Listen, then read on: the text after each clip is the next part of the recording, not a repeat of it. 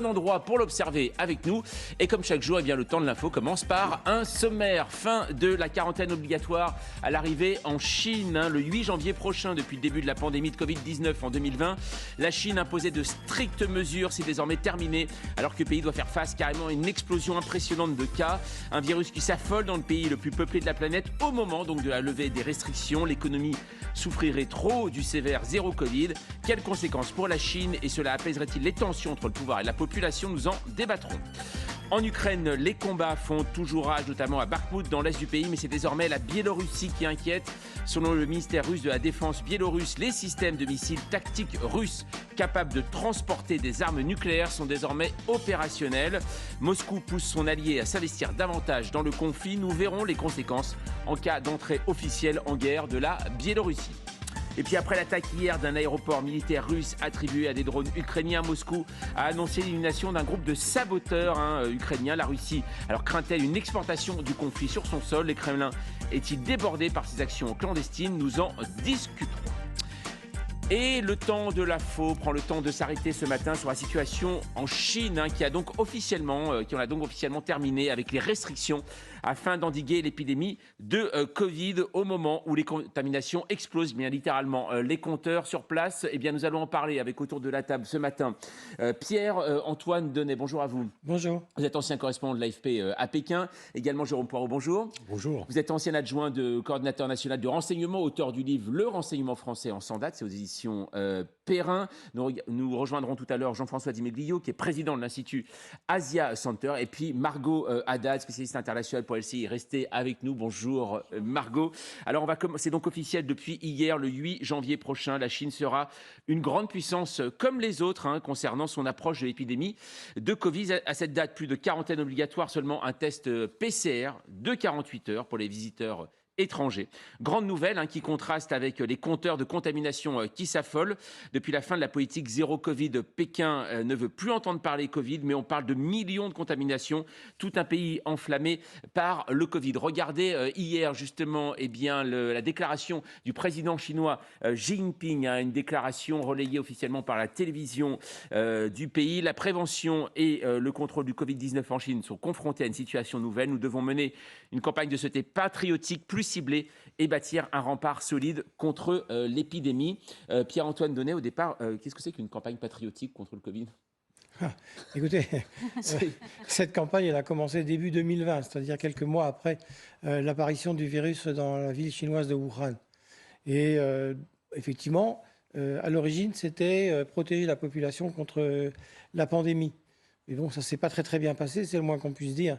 Et là, on voit que toutes ces mesures tombent les unes après les autres pour plusieurs raisons. La première des raisons, c'est qu'elle a provoqué une insatisfaction extrêmement forte dans la population chinoise.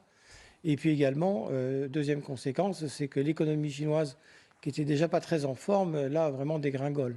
On va y venir, ces contestations, mais juste une chose au départ, Pierre-Antoine Denet, on a mis en cause depuis le début en fait, de cette pandémie et à partir du moment où les vaccins sont arrivés, l'efficacité aussi du vaccin chinois. Est-ce que ça, c'est en compte aussi dans cette affaire de Covid en Chine qui flambe actuellement? Alors, il y a deux aspects. Le premier, c'est qu'effectivement, ces deux vaccins chinois, le Sinopharm et le Sinovac, leur efficacité est bien plus faible que tous les vaccins ARN messagers. C'est ça. Mais pour des raisons de prestige national, la Chine, officiellement, n'a jamais importé ces vaccins étrangers, pensant qu'il suffirait d'inoculer la population avec des vaccins chinois. J'ajoute que l'élite chinoise, elle, bien sûr, a eu accès à tous ces ARN messagers. Ah, d'accord, donc d'autres vaccins comme Pfizer ou Moderna essentiellement Pfizer. Moderna un peu moins, mais essentiellement Pfizer. Alors Margot, ce qui est assez étonnant, c'est que depuis 2020, on a l'impression que la Chine ne s'en sort absolument pas. Parce qu'en fait, en plus, a été mélangée une affaire politique par derrière. Rappelons, c'est une dictature, un régime à parti unique. Il ne fallait surtout pas montrer sa faiblesse. Est-ce que c'est ça aussi ce pourquoi la Chine n'arrive pas à sortir de cette épidémie? On a eu le congrès du Parti communiste avec le troisième mandat de Xi Jinping qui dirait potentiellement qu'il puisse être leader à vie. Et puis cette contestation dans la rue. On a aussi les réseaux sociaux, il ne faut pas l'oublier, hein, toutes ces vidéos qui sont passées par Weibo et qui sont arrivées à l'international, et avec des slogans quand même qui demandaient le départ de Xi Jinping, donc qui était vraiment un tremblement de terre au sein du Parti communiste chinois. Et le Parti communiste chinois a voulu montrer qu'il prenait les devants en prenant ses décisions du jour au lendemain, en arrêtant toute cette politique zéro Covid. Ils ont même demandé aux médias chinois d'arrêter de prononcer ces mots-là, politique zéro Covid, afin d'être dans une nouvelle ère. Et en fait, le problème actuel, c'est que la population chinoise ne croit plus à cette propagande, puisqu'ils voient la réalité sur le terrain, ils voient leurs proches être contaminés. Il y a aussi ce rapport à la médecine traditionnelle chinoise en Chine que nous n'avons pas forcément. Il y a un peu de confiance dans le vaccin chinois, mais dans les vaccins en général.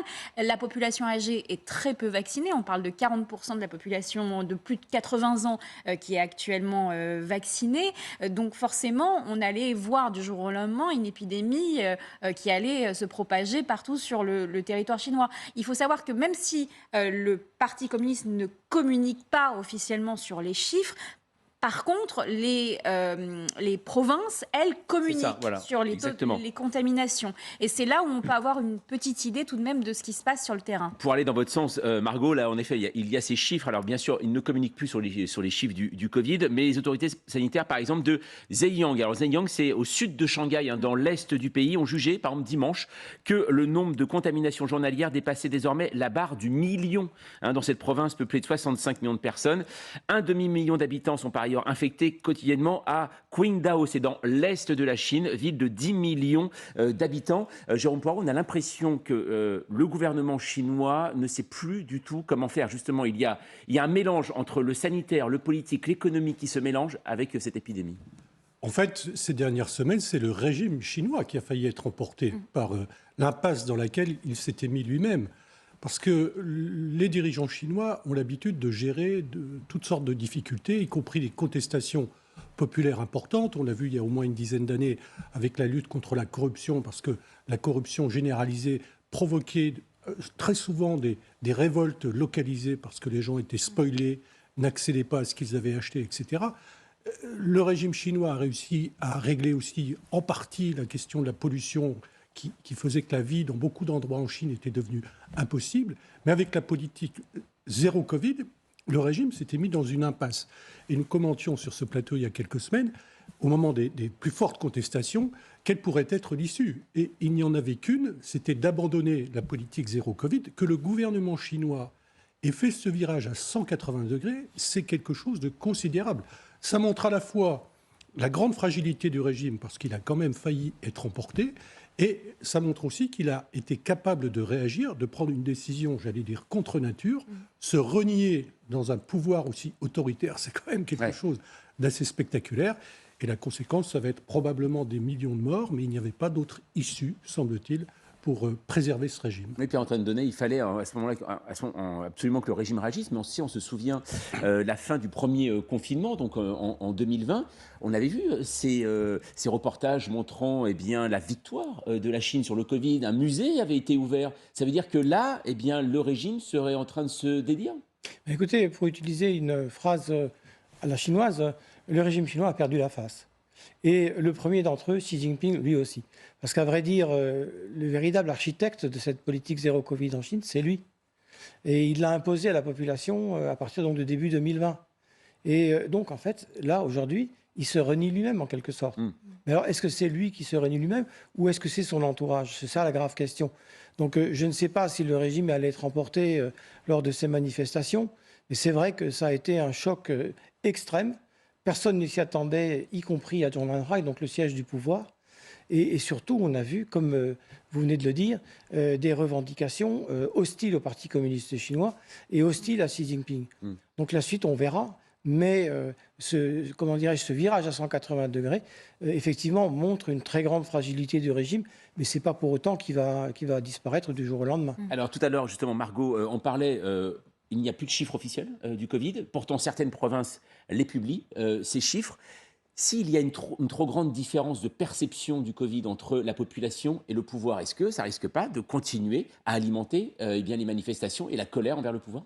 C'est-à-dire, l'appareil répressif chinois est extrêmement sophistiqué. C'est-à-dire qu'avec tous les moyens de surveillance, qui d'ailleurs ont été renforcés par cette politique du zéro Covid, avec les QR codes, tout ça, ils ont tous les moyens de débusquer assez rapidement qui fait quoi. Donc ils peuvent tuer dans l'œuf un début de nouvelles manifestations, parce que maintenant ils sont préparés. Ouais. Là, ils ne seront pas pris par surprise, donc ils auront le temps de réfléchir. Mais là aussi, pour utiliser un terme un peu chinois, on peut dire que peut-être que Xi Jinping a perdu le mandat du ciel. D'accord, oui, ça c'est un terme en effet chinois. Les seuls chiffres qui sont sortis officiellement, c'est 6 morts depuis la fin de la politique zéro Covid. Mais on le réalise bien sur le terrain que ce n'est pas forcément le cas. Il y a aussi un contraste avec nous les Occidentaux, c'est qu'ils comptabilisent les décès en disant maladie due au Covid, et alors que nous, on parle de maladies liées au Covid. Et donc, ils l'ont dit eux-mêmes, ils n'associent plus le Covid à une forme de pneumonie, mais plus à une maladie infectieuse normale. Et donc ça aussi, ça bouscule les chiffres. D'autre part, les Chinois ont commencé les autotests. Donc pour les infections, on n'est plus sur du PCR ou d'autres tests officiels sur le terrain. Et puis, il y a quelque chose, une dimension assez importante en Chine, c'est ce qu'on appelle le contrat social chinois. Et on est passé d'un slogan de tout sauver, faire tout pour sauver les vies, à tout faire pour sauver l'économie. Et là, véritablement, on l'a vu, les chiffres sont catastrophiques. On a quand même une croissance qui est la plus basse depuis 4 décennies, un commerce extérieur qui est au plus bas depuis les années 2000. Donc là, il faut le savoir, en Chine, il n'y a pas de chômage. Donc si le contrat social revient, c'est-à-dire que si les Chinois retrouvent une certaine croissance, eh bien potentiellement, il y aura moins de contestation qu'on peut l'imaginer, alors que si la croissance continuait de baisser et que les morts s'en suivaient aussi. Oui, Jérôme Poirot, on est aussi là-dedans, parce que la Chine, on l'a souvent appelée l'usine du monde. Là, aujourd'hui, il fallait aussi que la Chine, que ses gouvernants disent il faut que tout le monde retourne au travail. Oui, bien sûr, parce que je crois que le régime était en péril, à la fois du fait de ces contestations d'une violence inédite, parce que s'en prendre aux leaders chinois, c'est quand même un crime qui est gravement sanctionné. Et puis l'économie elle-même, comme vous voulez dire, était en péril. Et ce contrat social ne repose que sur le fait qu'une économie soit extrêmement dynamique. Mais ce qui est très intéressant aussi, c'est que finalement, le pouvoir chinois est sanctionné d'une certaine manière, voire même puni par là où il a péché, c'est-à-dire par le mensonge. Depuis le début de l'épidémie, la Chine a menti au monde entier en cachant l'origine de cette épidémie, en ne fournissant pas toutes les informations qui auraient permis à tous les pays du monde de mieux se préparer, de mieux développer des vaccins, de mieux protéger les populations. Le gouvernement chinois a aussi menti à sa propre population en lui garantissant que la protection, la politique zéro Covid la protégerait. Et puis, il va y avoir des centaines de milliers, peut-être des milliers de morts, notamment des personnes âgées, ce qui peut produire aussi une grande insatisfaction sociale parce que beaucoup de familles vont perdre en fait leurs parents, alors qu'ils seront encore assez jeunes et que ça n'était pas du tout ce qui pouvait être envisagé. Ce qui paraît assez étonnant, Pierre-Antoine Donnet, c'est que souvent le pouvoir chinois qui est apparu si fort, là d'un coup il paraît très fragile d'un coup. Vous savez, en fait, ça révèle une chose, c'est que malgré la censure, malgré ces petites mains qui, toute la journée, toute la nuit, effacent des réseaux sociaux tout ce qui est posté et qui est, comme ils disent, subversif, ben, tout se sait quand même. Là, on l'a bien vu justement pendant ces manifestations, les mots d'ordre ont circulé à une vitesse mais extraordinaire partout en Chine. Ouais. Et on a vu surtout la jeunesse chinoise reprendre, ça aussi c'est très révélateur, reprendre les slogans de la place Tiananmen en 1989. D'accord. Vous vous souvenez de ce massacre qui a fait au moins 2000 morts. Et donc ça, ils n'arrivent pas à le stopper. Et comme vous le disiez, c'est vrai, il y aura un très grand nombre de morts, ça c'est une certitude. Les pronostics sont entre 1 et 1,5 million de morts, mais c'est considérable, oui, c'est énorme. Ça. Et là, on a vu quand même des scènes épouvantables, où des vieillards, ou même des personnes de 60-70 ans, arrivaient avec 42 fièvres, très malades, dans des unités de soins intensifs, où il n'y avait ni lit, ni médecin. Parce que beaucoup de ces médecins eux-mêmes sont contaminés. Donc, alors, pour reparler de la situation économique et du chômage, il faut savoir qu'aujourd'hui, il y a à peu près 20% de taux de chômage chez les jeunes. Ce qui est énorme. C'est du jamais vu, un peu comme vous l'avez dit, depuis une quarantaine d'années. Et s'agissant de la croissance économique du PIB chinois, Mais là, on voit bien aussi, c'est en train de s'infléchir sérieusement. Alors, le but officiel, c'est 5,5% de croissance du PIB en 2022. S'ils font 3,5%, ce sera déjà énorme. Ah oui, d'accord. Voilà. Et donc, ça aussi, c'est générateur d'insatisfaction réelle parce que ça va susciter encore plus de chômage et ça va susciter vraiment de graves interrogations dans la population. Margot. Oui, et comme le disait très justement Pierre-Antoine Donnet, cette jeunesse, elle est incroyable en Chine. C'est-à-dire que c'est elle aussi qui fait fuiter des articles subversifs, hein, comme le dirait le Parti communiste chinois. On a eu des informations, par exemple, concernant les étudiants en médecine infectés qui travaillaient dans les hôpitaux saturés. Ce sont eux qui font fuiter ces informations par divers moyens, surtout sur Weibo, même s'il y a ces petites mains Weibo, qui est le réseau social chinois. Voilà, qui essaient de contrecarrer ça. Et aussi, il y a les informations qui viennent de Hong Kong, qui a utilisé le vaccin Sinovac en majorité et qui parlait justement de ce chiffre que vous donniez, de entre 1 million, 1,5 million de morts, puisque en fait, ce que souhaite là Xi Jinping, c'est d'atteindre l'immunité globale d'ici le printemps. Ouais. Mais il essaie de faire en quelques mois ce que les Occidentaux ont réussi à faire en 2 ans.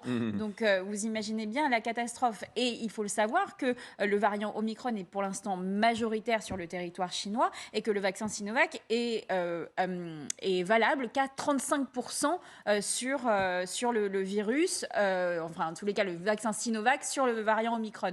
Donc ça reste très compliqué en tous les cas d'avoir un taux de mortalité faible. Alors on va voir aussi ce qu'en pense le reste du monde de cette situation en Chine. Vous l'avez dit tout à l'heure, la Chine qui a l'habitude de gérer ses problèmes fermée, toute seule. Là, elle commence à inquiéter sérieusement les autres chancelleries et notamment aux États-Unis. On écoute le secrétaire d'État américain Anthony Blinken.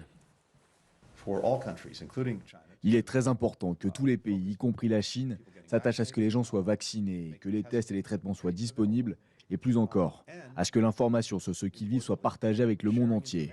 Parce que cela a des implications non seulement pour la Chine, mais également pour le reste du monde. Alors, Jérôme Poiron, on voit aujourd'hui donc les Américains qui demandent à la Chine de partager à un moment ce qu'ils savent. Est-ce que c'est possible aujourd'hui, quand on connaît les relations plus actuelles, avec la guerre en plus par-dessus, quoi ? Oui, mais là, je crois que les États-Unis redoutent, comme ils le redoutent d'ailleurs en Russie, que le chaos en Chine. C'est-à-dire que là, on dit effectivement, et c'est vrai que la Chine est un pouvoir extrêmement autoritaire, le contrôle de la population se resserre de plus en plus, mais finalement, ces dictatures, plus elles sont autoritaires, plus elles sont fragiles, plus elles peuvent être emportées par des mouvements populaires, parce qu'à un moment donné, quand on n'a rien à perdre, eh bien, on est prêt à affronter la répression la plus dure. Et ça a failli se passer en 1989 avec les manifestations de la place Tiananmen. Ça aurait pu se passer le mois dernier. Ça pourra peut-être se passer dans les prochains mois. Les Américains sont évidemment très inquiets de ce type de chaos potentiel. Mais je crois que l'appel qui est fait à ce que la Chine partage davantage de données, on peut espérer que le gouvernement chinois entende cela. Je pense que c'est son intérêt parce que l'épidémie est en train de flamber en Chine, ce n'est que le début. Il y aura vraisemblablement tout un tas de variants nouveaux qui vont prendre leurs racines en Chine parce qu'il y aura des millions et des dizaines de millions de personnes qui sont contaminées. Et l'intérêt de tout le monde, et on peut espérer que cette fois le gouvernement chinois le comprenne, c'est de transmettre le maximum de données à l'ensemble des pays du monde pour que cette épidémie puisse être endiguée partout sur la planète. Pierre-Antoine Donnet, vous imaginez aujourd'hui Pékin partager des informations avec Washington ? J'y crois pas, en tout cas pas dans l'immédiat. Vous savez, là, tout dissimulé déjà là, depuis l'apparition du virus. On se souvient de ce médecin chinois, Li Wenliang. Le premier. Le premier qui a sonné l'alerte. Il a été immédiatement dénoncé comme répandant de fausses rumeurs. Il a été mis sur la place publique comme une sorte de traître. Et finalement, il en est mort de ce virus. Mais vous savez, sur le plan politique, qui gouverne en Chine ? Ce n'est pas le gouvernement, c'est le Parti communiste chinois. Et donc, lors de ce 20e congrès, au mois d'octobre, on a cru voir Xi Jinping tout puissant. C'est-à-dire accumuler tous les pouvoirs. Alors c'est vrai qu'il est président de la République populaire de Chine, qu'il est secrétaire général du Parti communiste chinois, qu'il est également chef de la commission militaire centrale. Il a placé ses pions à peu près partout. Mais ce qui se passe là, ça le met en accusation. Et une autre chose qui s'est passée, on l'a bien vu. Il y a un seul coupable, potentiellement. Exactement. Et pourquoi ? C'est parce qu'il y a une autre raison à cela. C'est que lors de ce 20e congrès, la façon de faire a été non seulement autoritaire, mais tyrannique. Et vous savez, bon, un parti communiste, c'est un parti communiste, un régime totalitaire, il est totalitaire. Mais malgré tout, il y a toujours une place pour au moins un débat à l'intérieur des organes dirigeants. Et en Chine, depuis la mort de Mao Tse-tung, il y avait une forme de collégialité. C'est-à-dire que, bon, alors il y a le Parti communiste, à peu près 100 millions de morts, au-dessus de morts, qu'est-ce que je dis, de membres, d'adhérents. Au-dessus, il y a le bureau politique, et tout en haut, il y a la commission permanente du comité central. Ce sont 7 membres. Tous les 7 sont inféodés à Xi Jinping. Mais ce qui s'est passé, c'est que cette forme de collégialité, elle a disparu. Et ça a généré déjà à cette époque-là, donc au mois d'octobre, beaucoup d'insatisfaction de personnes qui attendent leur tour. Et ce qui se passe en ce moment, ils se frottent les mains. Alors on va en parler également de cette situation en Chine avec Jean-François Di Meglio. Bonjour à vous.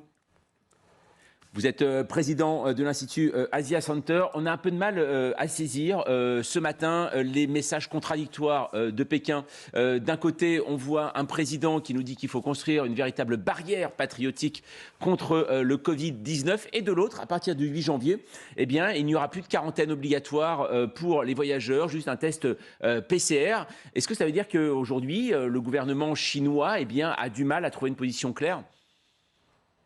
Bon, il est clair, comme ça vient d'être dit, qu'on est en face d'une situation relativement inédite, parce que des messages contradictoires, Pierre-Antoine Donnet vient de le dire, hein, c'était pas tellement l'habitude dans les temps qu'on vient de traverser.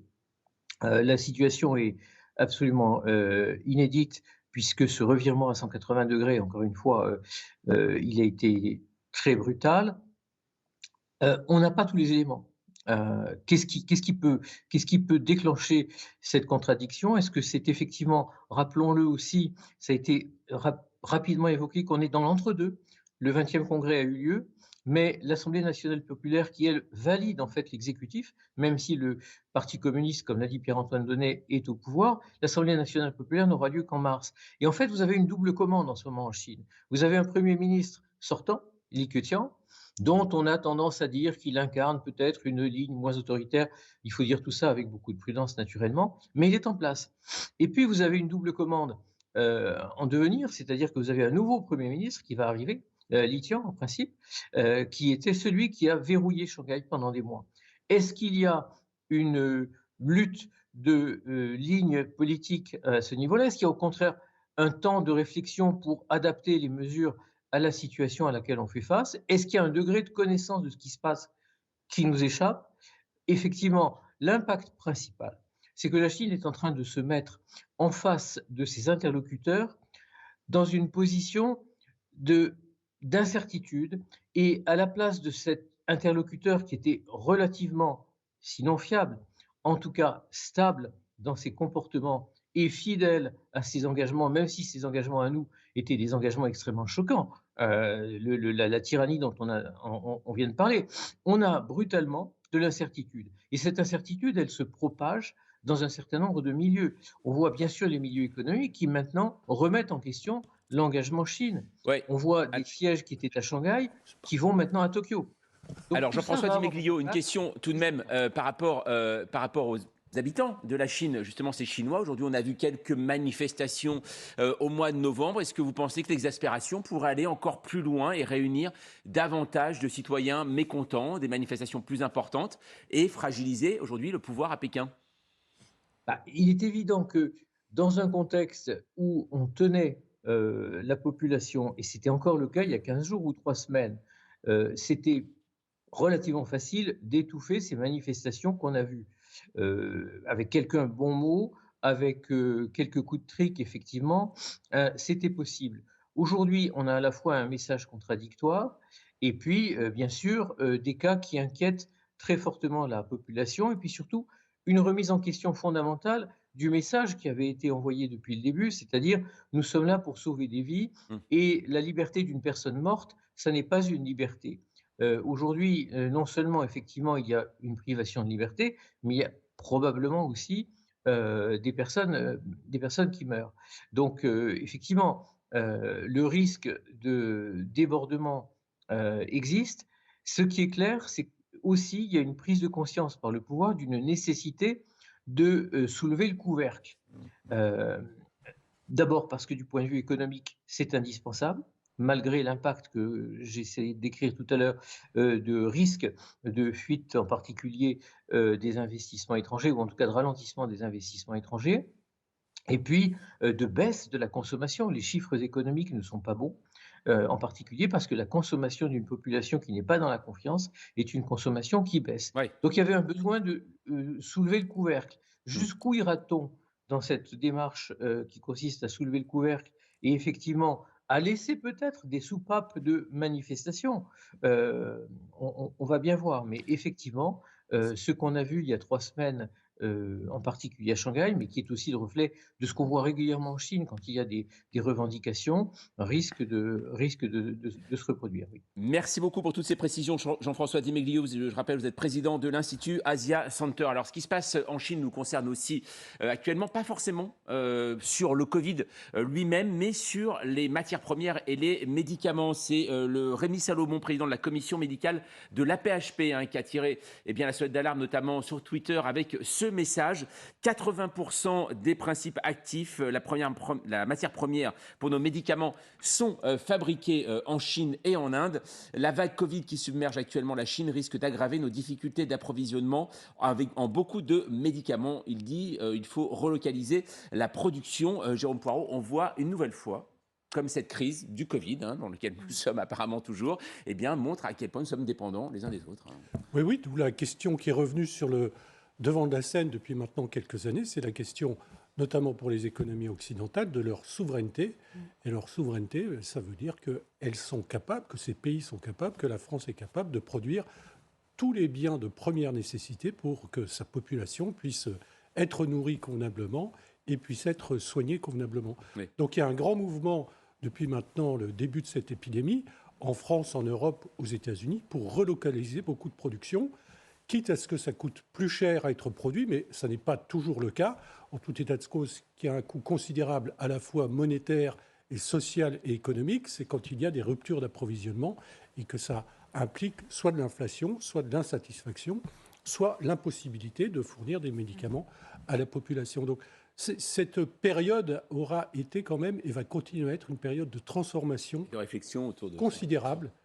Pour la plupart des pays du monde. Marc Goadin, encore un mot sur la Chine et sur ce pouvoir. On a vu quand même depuis le début un pouvoir, Xi Jinping notamment, incarner bien sûr ce pouvoir lui-même, puisque c'est lui qui est maintenant même dans la Constitution, au même niveau que Mao Tse-tung. On l'a vu quand même s'isoler petit à petit. On se souvient, lorsqu'il y a eu les Jeux Olympiques de Pékin, le monde est venu à lui. Et lui n'est pas sorti. Il ne sort pas, en fait, presque de son pays. Il sort très peu. Il parle par visioconférence. C'est aussi ça, le Covid, et l'impression que ça a donné d'un pouvoir qui se ressent, qui se durcit aussi. C'est aussi dominer cette position d'influence tout en étant à l'extérieur, en étant par visioconférence. On l'a vu lors du sommet des BRICS, par exemple, où il était aussi en visioconférence. Lorsqu'il s'entretient avec Vladimir Poutine, c'est la même chose. Et d'ailleurs, les deux leaders sont un peu pareils. Quand on le voit, Vladimir Poutine s'isole également, refuse d'être sur le terrain, même si on l'a vu à Minsk avec le président biélorusse. Et Xi Jinping établit un petit peu la même chose en s'isolant. Il a d'ailleurs écarté certains membres du Parti communiste avant le congrès du Parti communiste chinois, ceux qui étaient un peu dans la critique, même ceux qui le soutenaient au départ, son entourage proche. Donc il s'isole de plus en plus pour maîtriser ce pouvoir. Mais comme le disait Pierre-Antoine, au final, ça le rend le seul responsable s'il y a des conséquences graves au niveau de la santé des Chinois, et il sera le seul à blâmer. Donc ça le met aussi dans une position assez dangereuse. Est-ce que c'est compréhensible aux yeux du monde aujourd'hui, Pierre-Antoine Donnel, ce qu'on a appris hier, c'est que maintenant on va pouvoir aller en Chine sans risquer de quarantaine, mais en risquant d'être contaminé aussi à l'intérieur? Effectivement, ça suscite de graves questions. C'est quand même... Ça, c'est clair. Mais j'ajouterais un aspect de tout cela, parce que vous l'avez très justement dit, ça pose la question de la dépendance. Et cette dépendance à l'égard de la Chine, on s'en est rendu compte relativement tardivement, avec les masques, avec tous les produits de santé, etc. Doliprane, par exemple. Absolument, Doliprane, absolument, oui. Le paracétamol. Mais ça va beaucoup plus loin. Parce que l'usine du monde, c'est vrai que la Chine est l'usine du monde. Fort heureusement, j'ose le dire, ça ne sera probablement pas le laboratoire du monde. Pour toute une série de raisons. Mais là, on voit, les États-Unis ont tendu la main à la Chine en disant... nous vous proposons de vous envoyer 2 millions de vaccins. Évidemment, probablement que la Chine dira non. Pour le moment, elle n'a pas répondu, ce qui est déjà assez significatif parce que l'offre a été faite il y a déjà plus d'une semaine.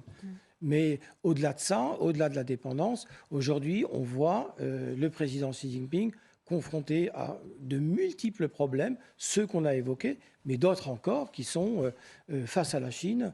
Une alliance de facto qui est en train de se solidifier avec le Japon, l'Australie, la Corée du Sud, l'Inde, même un peu la Nouvelle-Zélande.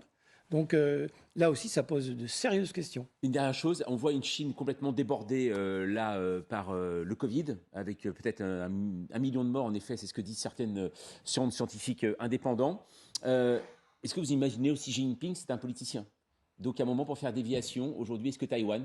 Ah ben voilà, ça c'est effectivement la grave question. Ouais. C'est qu'effectivement, comme Mao Tse-tung avait déclenché la révolution culturelle quand il s'est senti menacé, il a utilisé une jeunesse qui était absolument... je dirais presque innocente, elle ne savait pas ce qui se passait réellement pour garder le pouvoir. Et si Xi Jinping, effectivement, en arrive à ce même constat, va-t-il, dans un moment de folie, parce que ce serait vraiment pure folie, déclencher un conflit armé à Taïwan? Ouais, c'est ça aussi, Jean-Paul. Oui, ce serait une erreur de plus et qui lui serait fatale. Exactement. Une nouvelle fois. Il pourrait jouer sur les images, juste avec les incursions dans l'espace aérien taïwanais pour qu'on se concentre sur autre chose. Et on le voit, pourquoi on aborde ça, c'est parce qu'on l'a vu depuis ce week-end, une tension de nouveau autour de l'île de Taïwan comme cet été. Donc bien sûr, on reste attentif à ce qui se passe. Merci beaucoup en tout cas Pierre-Antoine d'être passé par le plateau d'LCI pour nous parler de la Chine et la situation avec ce Covid donc qui explose les compteurs. Mais à partir du 8 janvier, on pourra retourner en Chine, voilà, voyager. Donc après, c'est un choix, en tout cas, à faire. Merci beaucoup.